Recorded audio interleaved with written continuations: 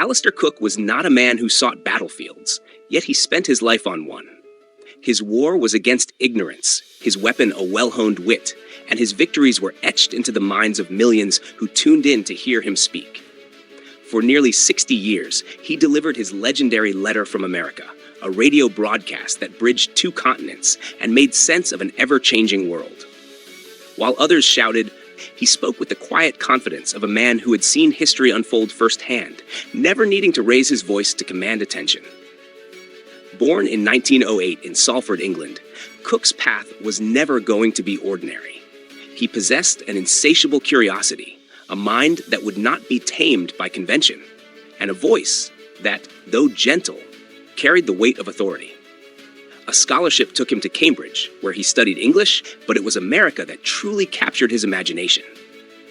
At a time when many in Britain still viewed the United States as a brash upstart of a nation, Cooke saw something different, something raw, something untamed, something worthy of understanding. In 1932, he crossed the Atlantic for the first time, an observer in a land that would soon become his home.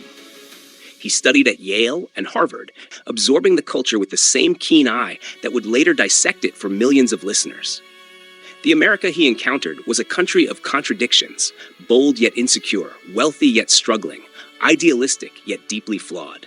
It was not the America of Hollywood glamour, but the America of Dust Bowl poverty, racial divides, and unrelenting ambition. He saw it all, and more importantly, he understood it.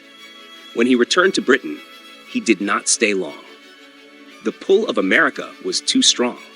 In 1937, he moved permanently, working as a journalist and broadcaster, watching from the inside as the United States lurched towards its inevitable involvement in World War II. By 1941, he had become a U.S. citizen, not just by legal status, but by conviction. He saw in America a restless energy, an unwillingness to accept limits, a refusal to be defeated, a mindset he respected and would spend his life explaining to his British audience. In 1946, Letter from America was born, a simple idea executed with brilliance. Every week, for nearly 6 decades, Cooke would sit down, compose his thoughts, and deliver a monologue that captured the soul of a nation. He did not deal in sound bites or sensationalism. His style was measured, his analysis sharp, his storytelling unparalleled. While others focused on headlines, Cooke focused on meaning. He chronicled the civil rights movement not with detached observation, but with a quiet fury at the injustice he witnessed. He covered assassinations, elections, wars, scandals, all with a clarity that turned complex events into something universally understandable. He was no cheerleader for America, nor was he its critic. He was something far rarer, an honest observer. He did not flinch from uncomfortable truths, nor did he revel in America's failings. He treated his adopted homeland as a man treats a friend, with respect, with honesty, and with a willingness to call out its flaws when necessary. In an era where journalistic integrity is often an afterthought, Cooke stood as a towering example of what it meant to tell the truth with both conviction and grace. His voice became part of the rhythm of life for millions. From the post-war years to the dawn of the 21st century, his broadcasts remained a constant.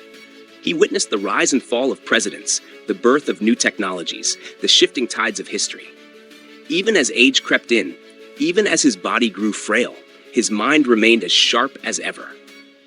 Only in 2004, at the age of 95, did he finally lay down his microphone, his last broadcast coming just weeks before his death. There are few men who can say they shaped the way an entire nation was understood.